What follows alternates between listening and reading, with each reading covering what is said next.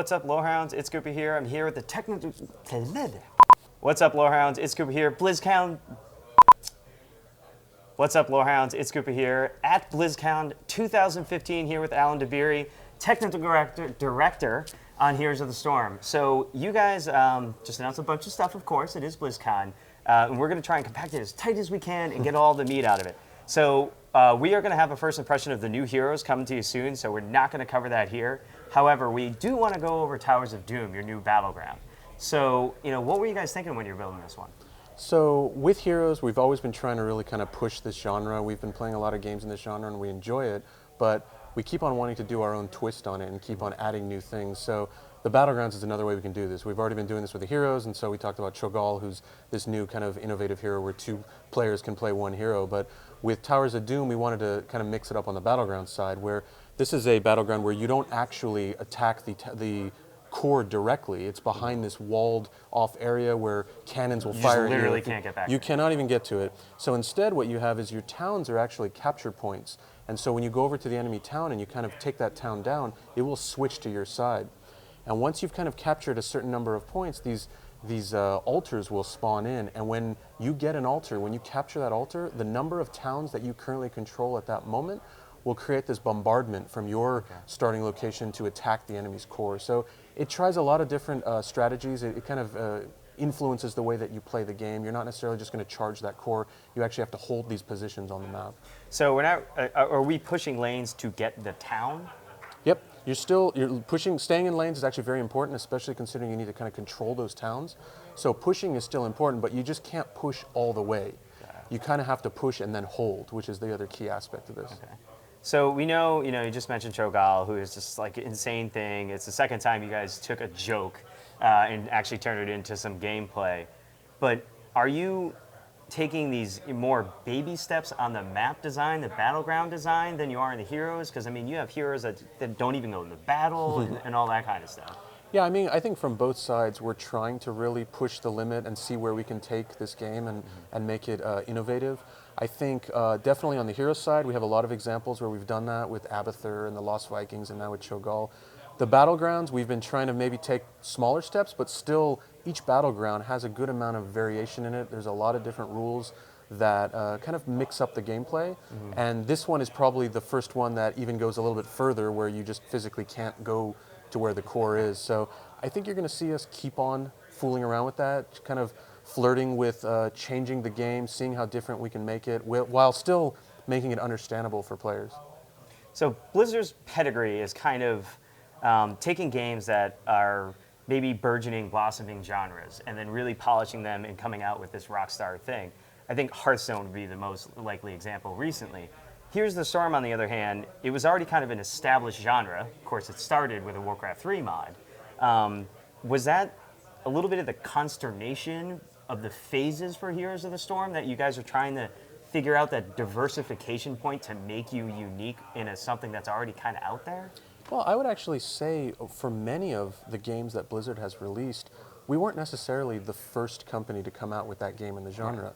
This goes back to Warcraft. Before that, we were playing EQ and UO. This goes back even to our old RTS games, that there was other people in this space, and even with Hearthstone, with Magic. It's like you guys take this niche and then make this super polished product. I think that's really what kind of the Blizzard style is. We love playing games. We play games all the time. And occasionally we'll see a game out there, or a genre really, not even just one game, that we really enjoy. And we want to take our own look at it. We want to do our own Blizzard spin on it. And I think it was the same thing here with Heroes of the Storm, where obviously Dota originating back with Warcraft 3, we love that mod. Since that time, there's been a bunch of other games that have come out in this space. We wanted to explore it, and we said, but you know what, if we're going to make our own version of it, let's actually do something different. Like if we just make another one of the existing games that's out there, I don't know that that's really the Blizzard way of doing it. We want to kind of refine it, make it so it's very accessible, but at the same time have a lot of strategic depth, and do some new stuff to it, new aspects to the game that keeps it fresh. So one of the aspects that our community thinks hasn't really changed too much is the leveling aspect, the kind of meta leveling in the game, or in the genre, really. And are you guys looking to do anything to add that Blizzard flair outside of kind of the gatekeeper between newbies won't play with level 30s, and that's the main crux of leveling? Do you mean like player leveling progression outside of? Yeah. So right now, we're really using that player level progression as a means of exactly like what you said, which is kind of taking you through different game modes. So for example, the ranked gameplay mode is unavailable until you get to to level 30. And that's really just, we don't know that the best experience coming into this game is just to jump right into hardcore competitive gameplay. We've talked about a few different enhancements we'd like to do with the progression system. We also have hero progression as well, which is for each hero you can level up that hero, and then you unlock various things like cosmetics or gold as well for using in the shop. So I think we're fairly happy with a lot of the stuff that's going on right now with the progression, but I know recently we have been talking about are there ways we can enhance that and add even more things to make it interesting. I mean, that sounds great. Like the community has definitely been looking at that, and you guys do have that flair of leveling the heroes themselves and getting the master skin and stuff like that. Yeah. All right. So one of the things we found out in the panel is that there's over 200.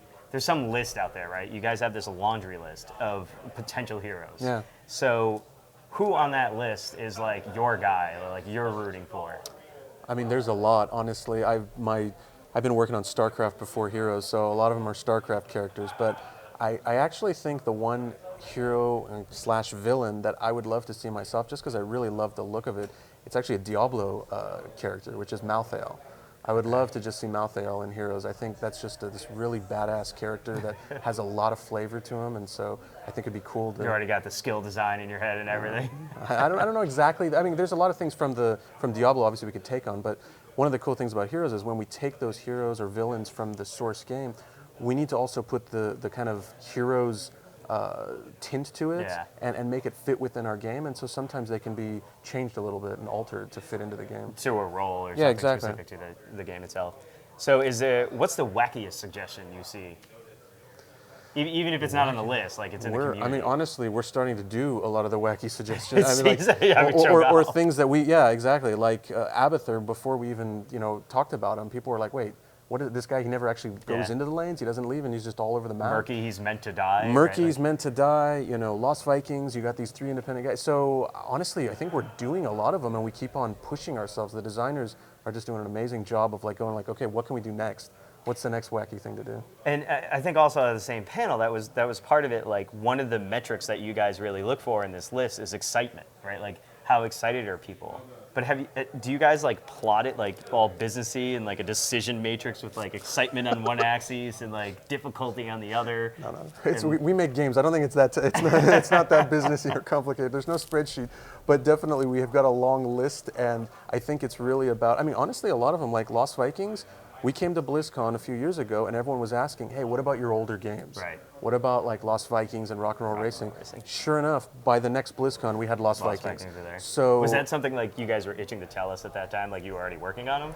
Well, we've been exploring a lot of different heroes, but after the kind of reception at BlizzCon and the questions that were asked, I think it pushed it higher up in the list, and we basically said, you know what, let's go for it. Let's do these guys, and so they're awesome. I love them. So when are we actually going to be able to get our hands on the new stuff we just talked about? So Cho'Gall and Towers of Doom are actually coming within this month, fairly shortly here.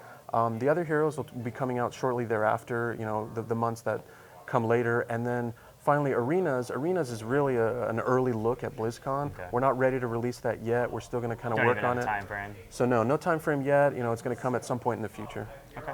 All right, Lorehound, stay tuned, and don't forget to check out our first impression of those new heroes. Thanks so much, Alan. Thank you.